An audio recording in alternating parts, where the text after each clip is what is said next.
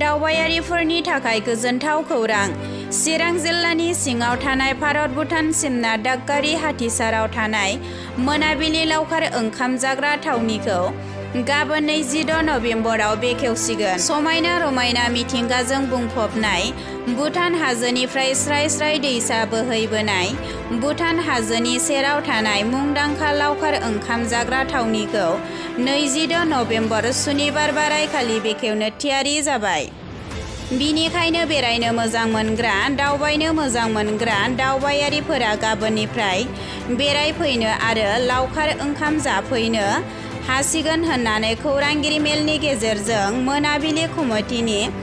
आफादगिरि मन्टस बसुमतारिया फोरमायहरदों।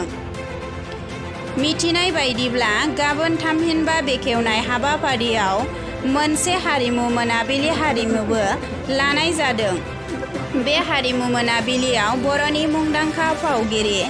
हेलेना दैमारि, प्रेक्टिकेल बसुमतारि, देंखो रोजाबगिरि बिराज मुसाहारि, फेस्ला फावगिरि अनिल नार्जारि बिथांमोना बाहागो लाफैगोन। गिबियावनो आङो मिडिया बिथांमोननिसिम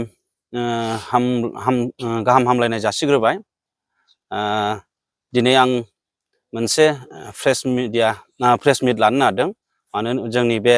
मोनाबिलि पिकनिक स्पटनिफ्राय। बिनि थाखायनो आं नोंथांमोनखौ हामबाय होग्रोदों। आं बुंनो नागिरनाया बेनोदि जोंहा फैगौ गाबोन 26 नबेम्बर खालि बे जोंनि हाथिसार दादगारि भुटान बर्डार सेरनि बे मोनाबिलि पिकनिक स्पटखौ अपेनिं खालामगोन। बे अपेनिं सेरेमनियाव जोंहा माखासे आलासि बिथांमोन हांख्रायनाय जादों। आलासि बिथांमोना जाहैबाय खाथिनि जोंनि सानि भुटान हादर दं साहा, बे भुटान हादरनि भुटान इन्डिया मोनसे फ्रेन्डशिप दङ। बे फ्रेन्डशिपनिनो बिफानि प्रेसिडेन्ट, लोगोसे आरो फैफाबावगोन भुटाननिनो एसपि, बे बिथांमोनखौ लेंहरदों आरो बिथांमोनजों गोबां भुटाननिनो मोजां मोजां मानसिफोर फैफागोन। बेखौ बे प्रेस मिडियानि गेजेरजों मिथिहोनाय थाबाय। लोगोसे आरो जोङो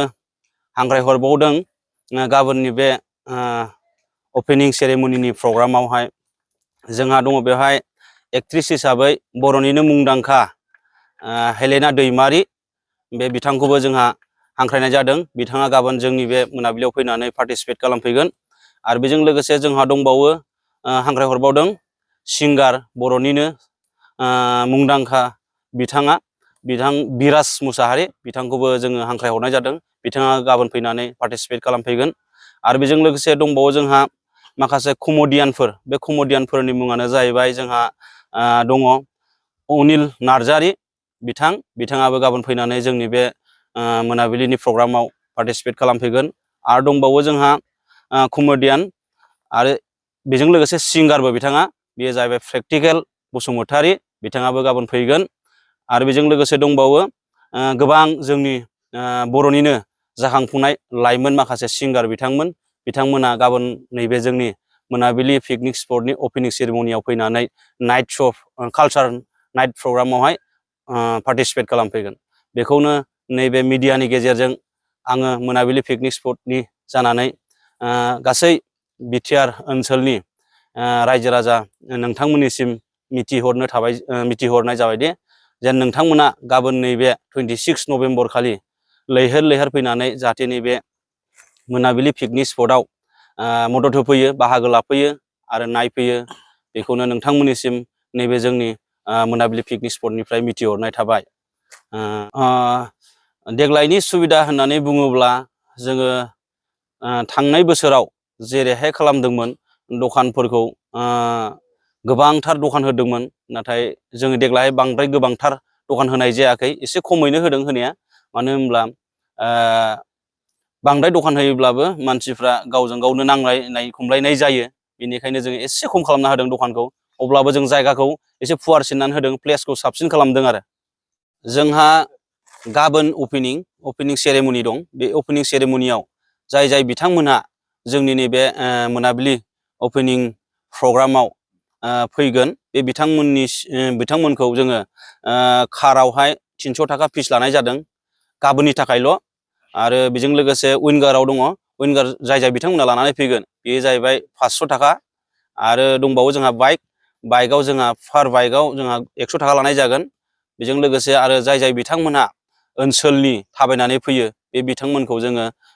सासेयावहाय 30 थाखा खरि खालामनाय जादों नाथाय बियो थाबाय थानाय नङा इयुनाव गाबोन जोंहा अपेनिं सेरेमनि बे प्रग्रामनि थाखायल' जोङो बेखौ खालामनाय जादों आरो इयुनावहाय जोङो फिसखौ एसे खमायना होनाय जागोन सिगांनि बायदिब्ला जोंहा बासखौहाय 500 रां लानाय जादोंमोन आरो उइंगारफोरखौबो 300 रां लानाय जादोंमोन ओमफ्राय माबाखौ मा होनो बाइकफोरखौबो 150 थाखा लानाय जादोंमोन थांनाय बोसोराव दे गाबोन जे अपेनिं सेरेमनियाव नाइट प्रग्राम खालामदों बे नाइट प्रग्रामावहाय जेखिनि गेटआव लाखिगोन उइंगाराव 500 आरो माबायाव कारावहाय 300 बाइकआव 100 मानसिनाव 30 थाखा बे फिसजोंनो सिङाव हाबनानै फ्रियैनो नुगोन जोङो बे गेटआवनो लाखिखानाय जागोन आरो जोङो फिन आरो बेवहाय टिकेट लाफिननाय जानाय नङा बेजोंनो फ्रि नुनो मोनगोन जोंनियावथ' निस्सय बे लाइजामखौ जोंबो मोनदों जोंनियावबो हरदों हरनायाव जोंनाव लिरनायाव दङ जे बे पिकनिक स्पटआव जेन रावबो अपेन जौ फाना आरो जौ फाननो मोनथारा लोंनायखौ जेबो लिरनाय गैया बेवहाय खिन्थु फाननो मोना होननानै लिरनाय दं बेजों लोगोसे बेलासिनि 4 PM जाब्लानो अपेनिं बे मोनाबिलि पिकनिक स्पट बा जिखुनु स्पट बेखौहाय क्लस खालामनांगौ होननानै लिरनाय दं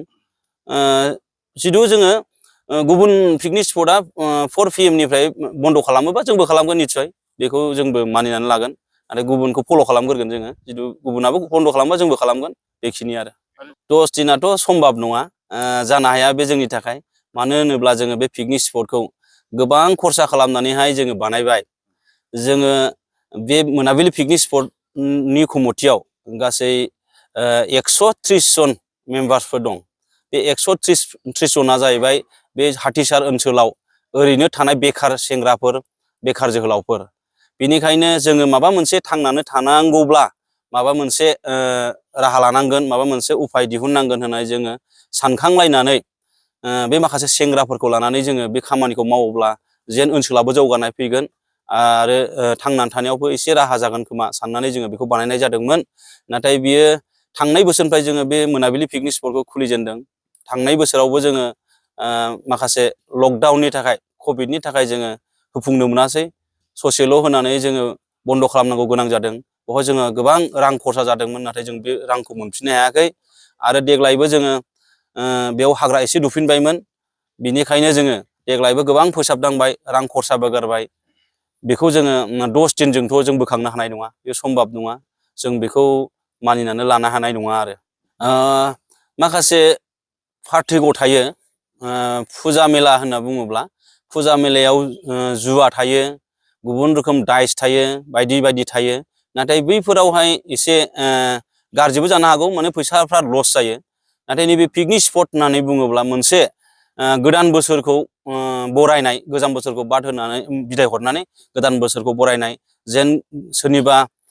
मिजिङाव फैमाल जानायफोरखौ सोरनिबा मिजिङाव दुखु थानायफोरखौ जेन नैबे पिकनिक स्पटफोरा मोनसे उदां जायोना बे उदां जायगायाव थांनानै एसे गोसोखौ इन्जय खालामोब्ला गोदान बोसोरजों माबा मोनसे मिजिं लानानै दावगालांनो हागोन नामा मोजां गाज्रि गावनि लोगोजों शेयार खालामलायनानै मोजां गोसोजों मोजां दावगालांनो हागोन नामा सोरनिबा बुजायनाय मोनगोन नामा नैफोरखौ सानलायनानै बे मोनाबिलि पिकनिक स्पटआव फैयो बिनि थाखायसो मोनाबिलि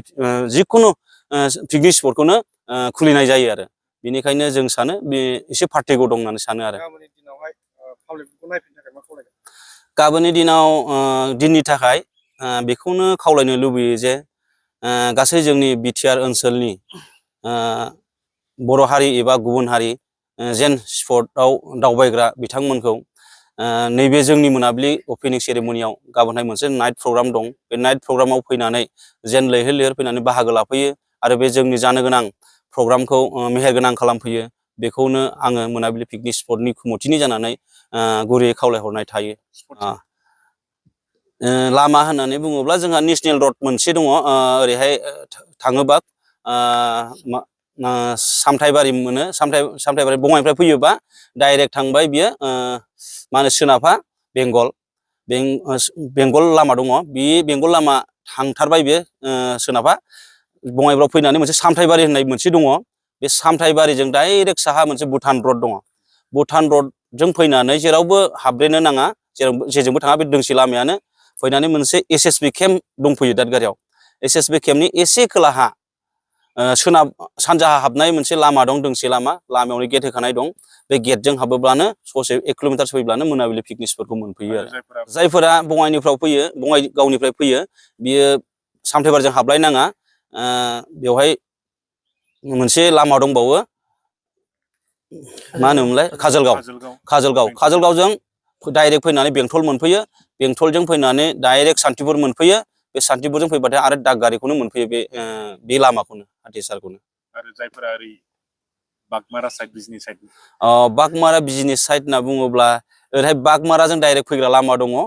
बेजोंबो फैनो हायो नाथाय ससेया एसे हाद्रि जायो आरो लामाया बेजोंबो फैनो हायो बागमाराजों